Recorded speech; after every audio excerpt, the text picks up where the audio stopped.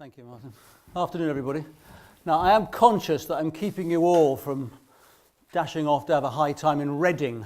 I know you've all been desperate to get out there, so thank you for the introduction.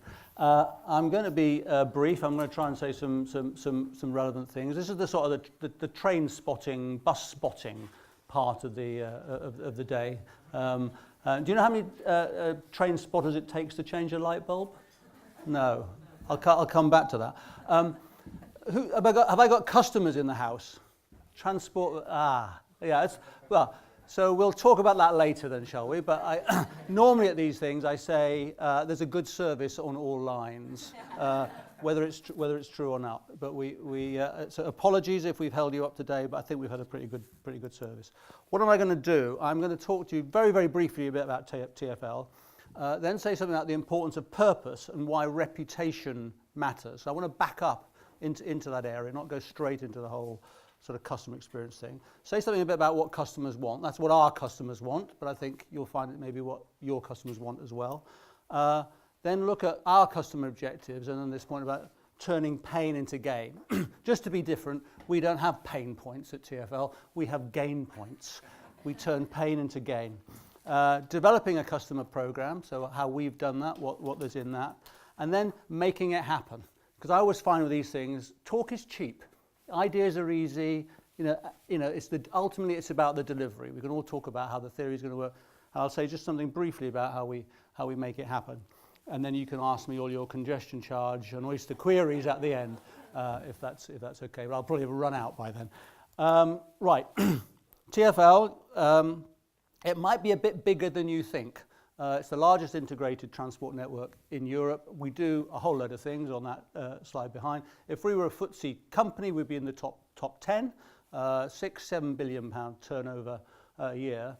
You know, there's a lot of stuff goes on. The most relevant point, though, from a consumer point of view, 30 million journeys a day, which probably makes us the biggest brand in London comfortably in terms of touch points, contact points.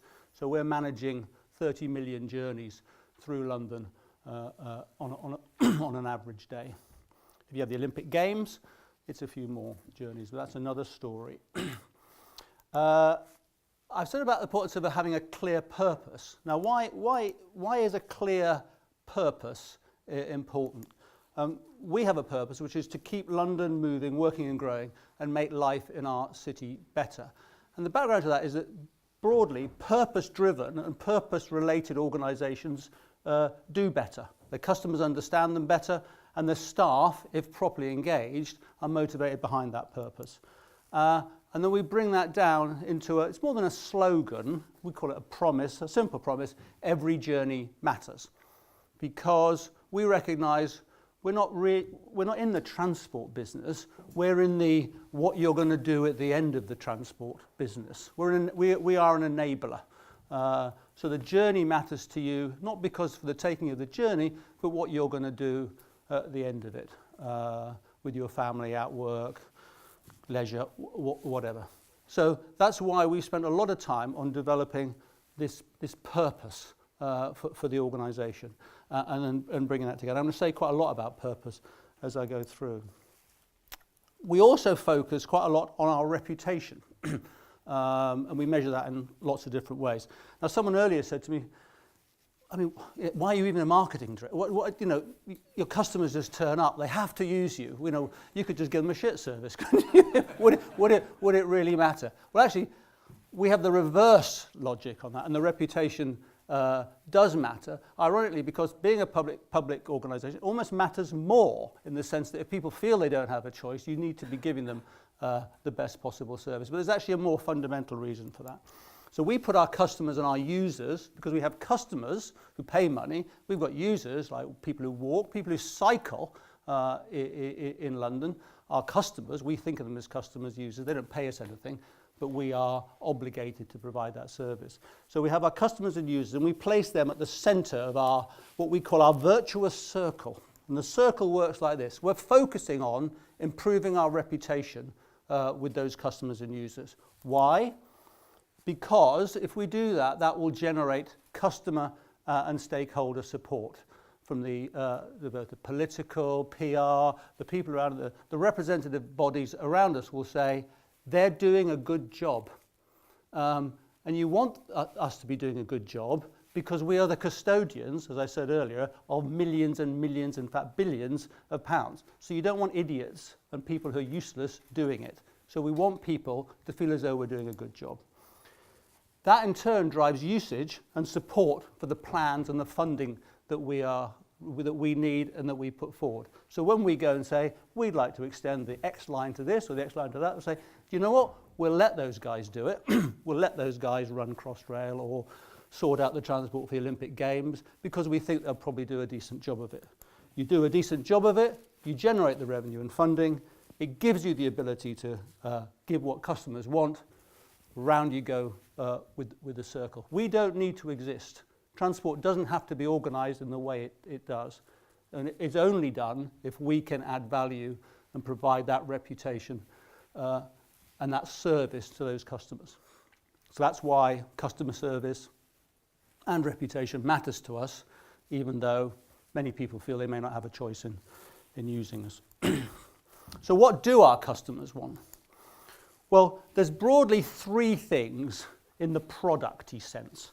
There's customer experience, surprise, surprise. They want it to, our services to turn up to be reliable. They want value for money. Now, most of you understand value for money, and value for money isn't as simple as you think it is. It's the rational value for money. What does something actually cost? But it's also that sort of slightly different. So, what am I getting? What am I getting? What am I getting if I'm paid for here? Am I getting extra service? Am I getting Wi-Fi? Am I getting air conditioning? What's the value trade-off that I'm making? And generally, public utilities don't necessarily do very well in that area for all sorts of reasons. Some to do with choice, some to do with the fact that they're not very good. Interesting third part of the product, which is a bit surprising, is people want progress and innovation. And they want that from us just in the same way they want that from your products probably. They want to feel that the service is getting better, that it is progressing, that there is the Wi-Fi, that there is the air conditioning, there is more service, there is a decent website, there is good information provision. And they want to see that. So they're the product elements, and we measure all these things and we build them in. But I talked about the importance of purpose before. So the other thing that they want is they want to know what we stand for, what sort of business we are, what are we about. So that's an important element to why we talk about purpose. And if we get all that right, it adds up to trust, which we sometimes call care. When we measure trust, we measure care. And again, there's two sorts of trust, we think, as well. There's what we sometimes call cognitive trust. In other words, the train will turn up, or the bus will turn up when they say it's going to turn up. But there's also something that's sometimes called affective trust, which is more the sort of trust that we might have between each other, a sort of social, personal, emotional trust. I can rely on you. So we look for both those elements when we look at trust and care, and that we measure all of those things and track them and look at them over time. And they are part of the scorecard for our business. Out of all that and all that measurement, we've established these customer objectives. They're unique to us. You may or may not have similar. The first one is to remove day-to-day frustrations, turn pain into gain. One of the biggest problems, when you have 30 million customers every day, it's quite easy to piss a few of them off. And we need to stop doing that, and we need to support customers better when things go wrong, our second objective. The thing that we also, again, many of you have that experience of, is actually when you do that, quite often people think better of you. If you resolve something positively, quite often people think better of you. I talked about that purpose before. So one of our objectives is to explain our purpose and what our priorities are for our business. And I'll come back to that a bit later on. To be open, transparent, and honest about our mistakes. I talked about trust. There is a real danger that a big sort of Borg-like organisation like TfL can be seen as insensitive. Computer says no, not responsive to customer needs. Very easy and actually a lot of public utilities sort of get that label. Connect our people to our purpose. Again, I talked about purpose. We're a massive service organisation. Tens of thousands of people either work directly for us or indirectly through our contracted services. If they're not connected to that purpose, and say we're primarily a service business, then we can't possibly deliver the levels of service that we want. And finally, a more internally focused thing, we want to get better and better by working together. So we focus very much on collaborative working within our organisation as well as with our customers. Let's say these are unique to us, but they may well be relevant and resonate to you. So, pain points into gain points. At any time in a presentation, there is always a 4-box model, isn't there? And I didn't want to let you down. So here's our 4-box model. Very, very, very simple. We have very annoying up the vertical and high encounter frequency along the horizontal. And basically, where you don't want to be, you don't want to have things in the upper right-hand corner. Down the bottom, you can have some things, but you don't really want those either. So what sort of things do we have? So traffic congestion and roadworks up the top right-hand corner is the most annoying thing, and it affects an awful lot of people. Bus driver behaviour is one of the single biggest issues that people have with Transport for London. It's not fair on the bus driver, unfortunately, because those two are inextricably linked. The bus driver is the road problem because he has to front up to everybody why the bus is late, why it went by, and whatever. Max fares is not a groovy alternative person, but where we charge you a maximum fare because you've done something wrong or you haven't touched in or touched out, and we whack you for the maximum possible fare you could possibly do, and we do that far too often and we're trying to stop it, but it's annoying to people. And I can go on. Resolving ticket problems, they're very annoying, don't really affect that many people, but when they do, it's really irritating. And I go. So we've populated this grid, sharing the road. I was talking to someone earlier about the whole sharing the road question. What is the hierarchy, of sharing the road? So this has all come out of research, and we've plotted these things, and we can go on, and we've got different pain point grids for different. So we've got one of these just devoted to the bus, one just devoted to accessibility and travel for the disabled, for example. And they're very helpful ways of visualising the issues to the business. So I put a couple up there. Real-time information is one of the things we do best, and one of the things that annoys people the most. And the most annoying thing is to be on a station or a platform where you're hearing one thing and seeing another thing. So either it's good and but you're experiencing bad, or it's bad but we're saying it's good. And that's a point of frustration. So out of all that and managing those pain points and gain points, we developed our customer program, which has got 3 strategic things and a bit of a topical thing. So explain our purpose and our priorities. I keep mentioning that, the importance of saying that. Deliver and communicate the improvements that we're making to people. If we don't tell people, they won't realise we're making the progress and innovation. And improve our customer service and our value for money. Because we rate pretty well on those areas, but not as well as we think we can. And the tactical thing is really about digital innovation, because it is a bit tactical. But what we recognise with a lot of digital improvements, we can make a step change in the quality of our customer information. So I'm marketing director, I'm actually customer director now, and part of my role is therefore to manage the whole customer experience within the business. Ultimately, that's down to the practical product experience, but there's a lot you can do with the information around the experience, and digital is a way of supporting that. We've got some guiding principles which we've developed over time that we need to be consistent. Our biggest single issue is that we're inconsistent. When we're good, we're very good. When we're bad, we're pretty poor. Very inconsistent. And again, with 30 million trips, that's not a good place to be. We need to be, and we do, a principle is to operate in real time. We're a real-time type of business. Information about the train you've missed or the bus that you could have caught or whatever is pretty useless to you. So we need to operate in the real time. And again, the digital enables us more and more to do that. We need to be always on. because people are always on now. It's linked to real time, 24/7. The tubes, the buses run 24 hours a day now. We need to be always on. We need to be personalised, because that's what our purpose says. It's about your journey. And the trust, humanised, open, honest. We need to demonstrate care in everything we do. So these principles run through all the activities that we do. I talked about saying people understand who we are. A little while ago, we ran this ad, which says what it says. TfL doesn't make a profit. We reinvest. Because actually, a significant number of our customers thought we were a private business.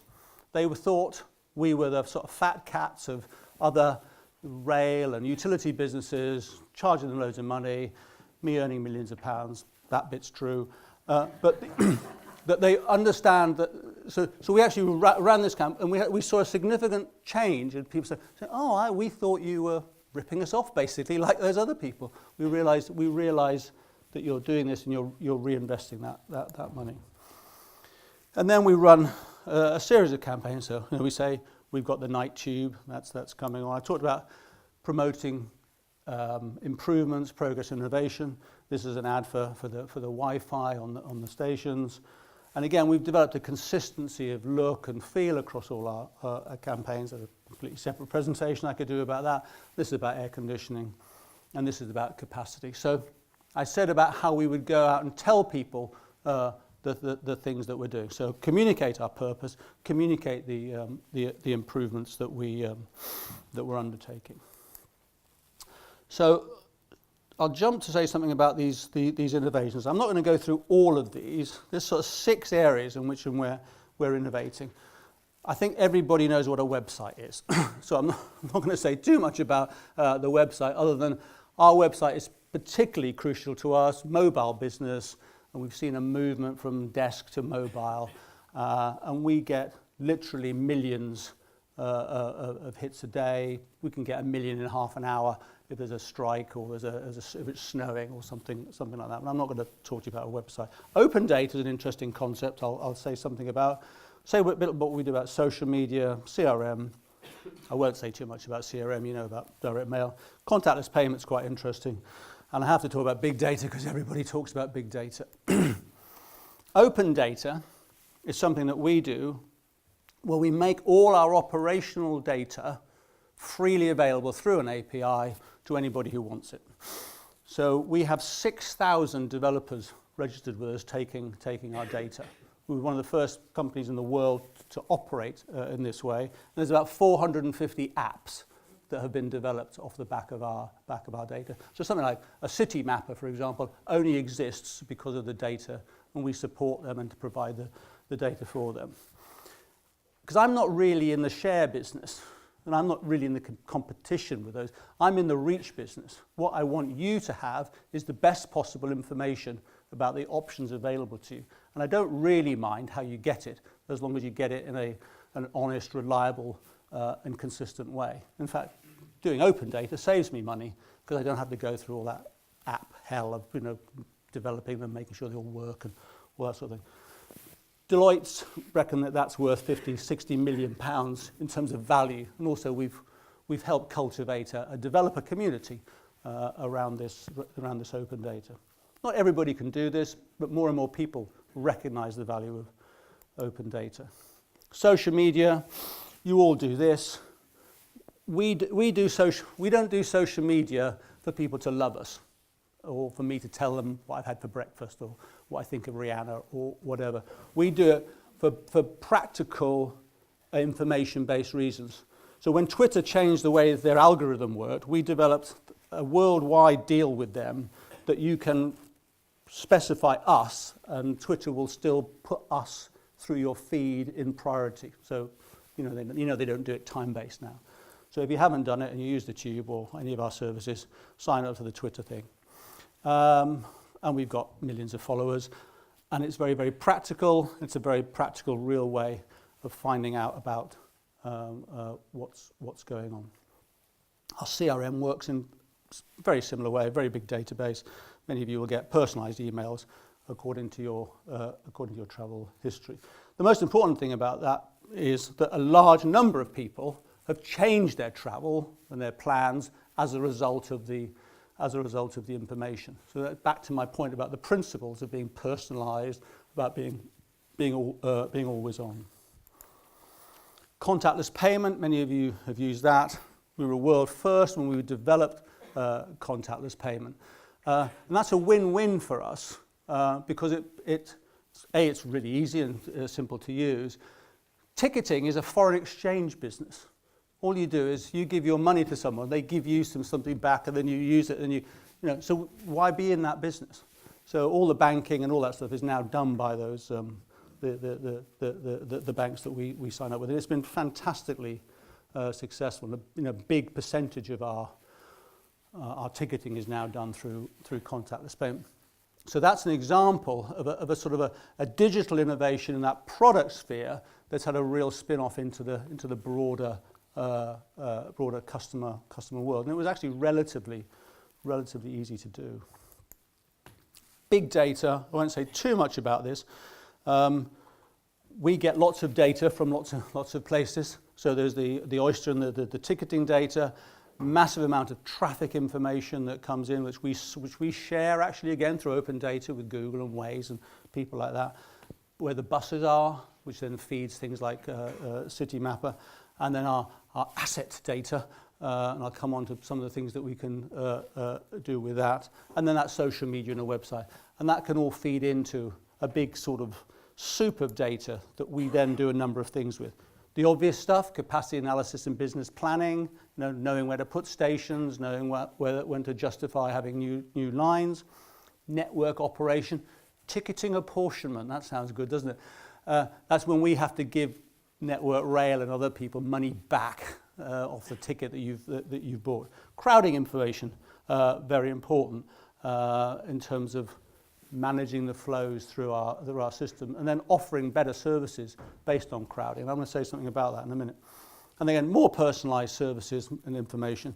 Now, advertising sales, that's a surprising one to see there, isn't it? Because again, you may not know that we have the largest advertising estate in the world.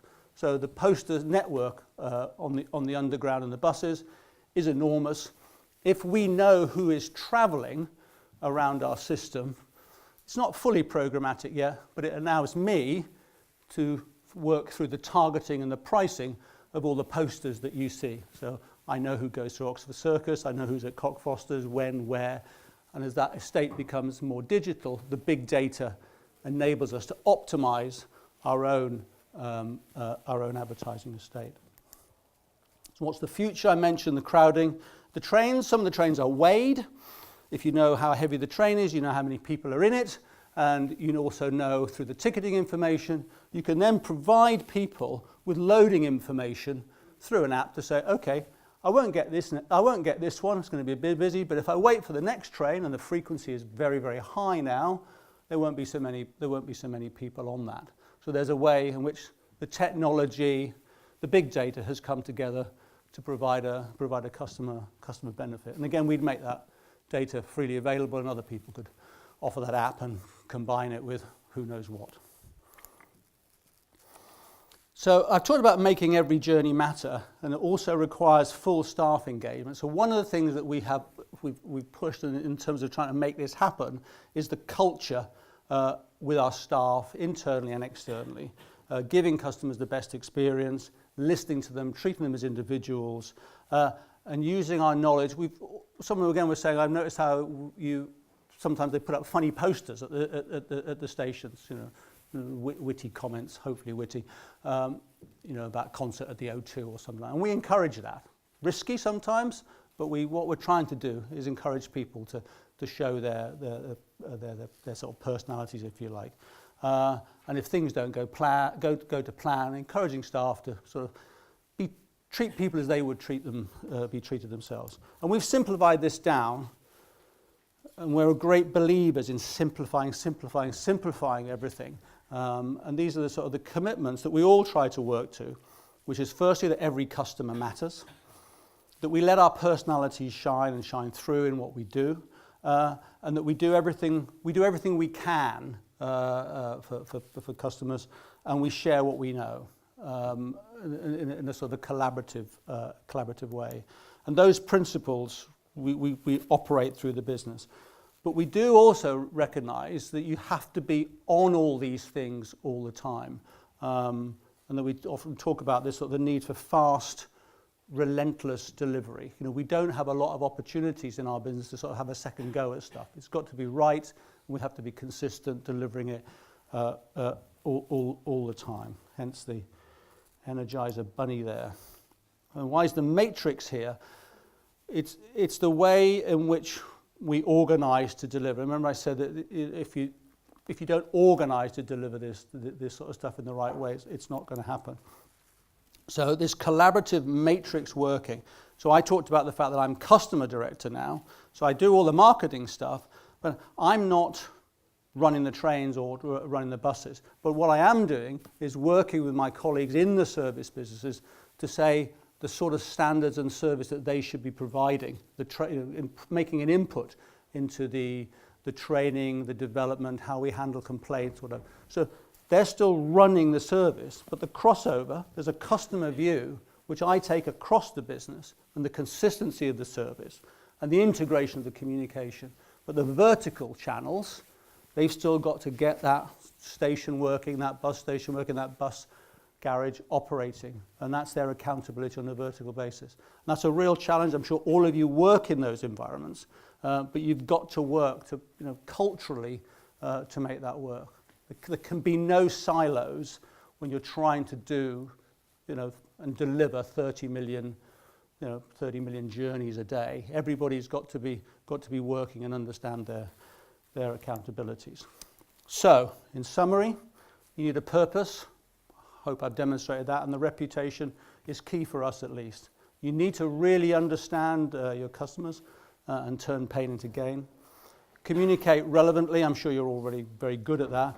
For us, and for most people, innovation is increasingly important. We're an analog business, the ultimate analog business, until Star Trek commuting comes along, moving people. So, but digital has a big role to play. However, all that is easy to say. You need to deliver relentlessly, day in, day out, but you need an organisation which is consistent and collaborative. And I did say, how many train spotters does it take to change a light bulb? 3. 1 to change the light bulb, 1 to write down the number of the light bulb, and 1 to hold the anoraks. Thank you.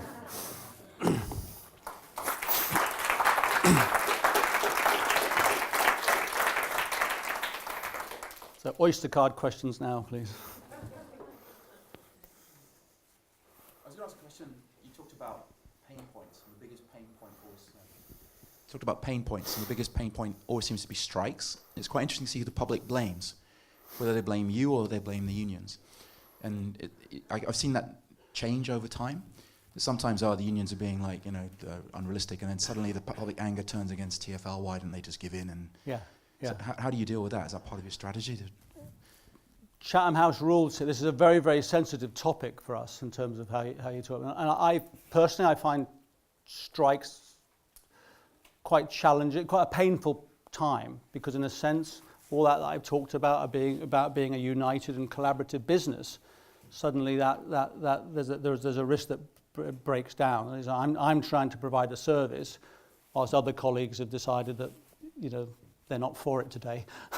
And how do we work with that? I mean, to be honest, I prefer not to get into the ins and outs of it. What we try and say is, okay, they've made that decision about a strike. They're demonstrating that. On the day, we see it as another communications challenge, how we can best provide that. And it is quite difficult. We try not to blame colleagues.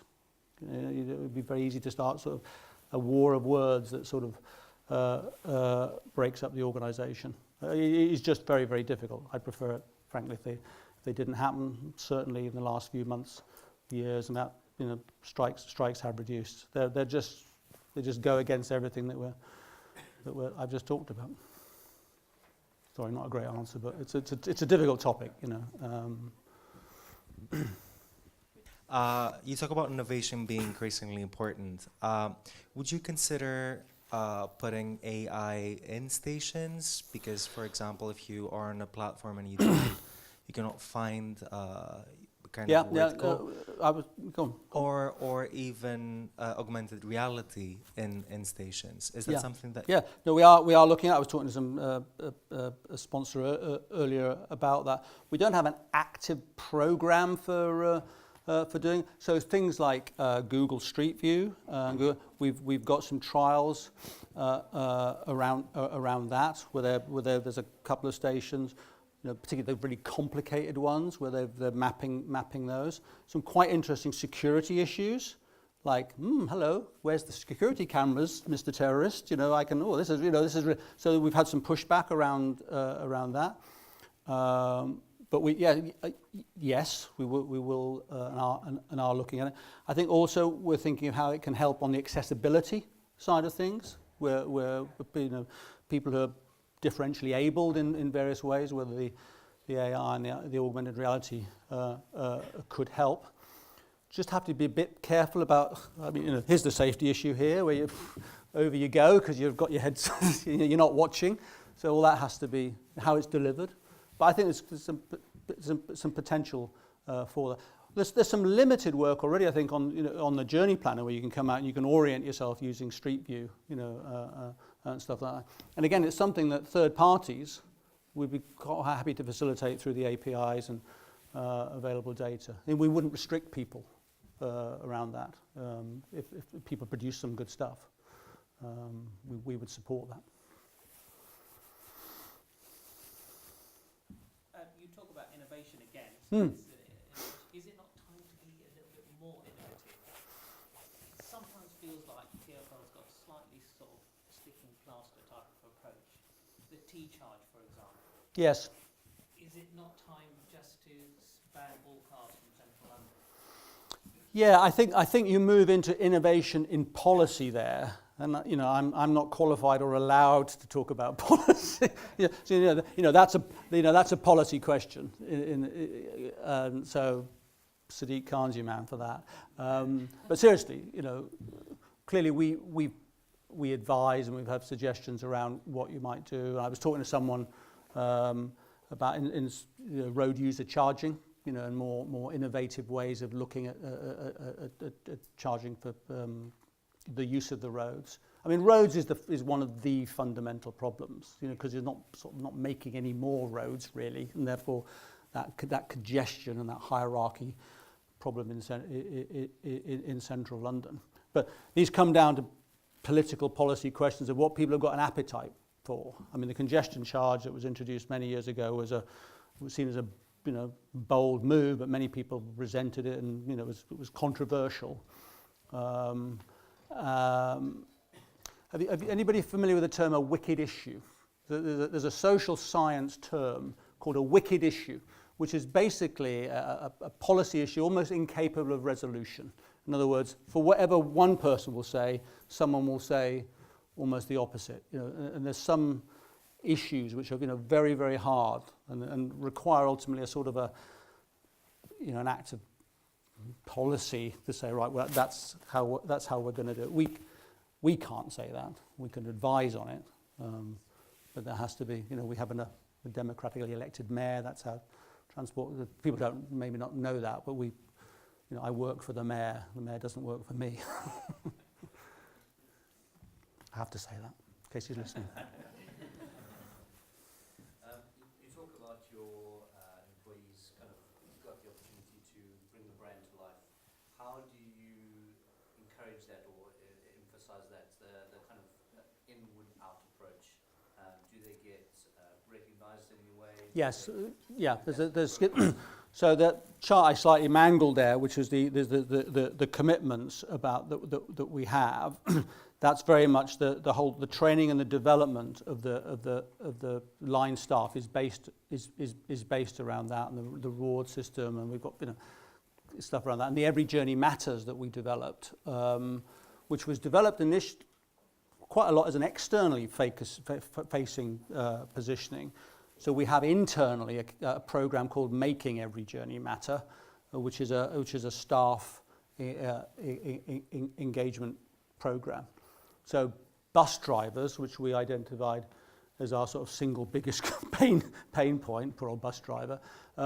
We're running a program called Hello London, where every single bus driver goes through a sort of an induction training program that is based around some of the stuff that I've been talking about, and about getting them to and understanding the customer and all that stuff. You know, that's quite a big, expensive thing. We've got, I don't know, 8,000-9,000 buses, so 20-odd thousand. You know, it's a lot of training and development. That's the formal side, and then there'll be the informal. You know, managers are encouraged, and part of their briefing and their objectives are to promote that culture. I'm getting waved at the back, Mark. What? I think you've got to come and summarise. Yeah. Right. Thank you very much. Thank you.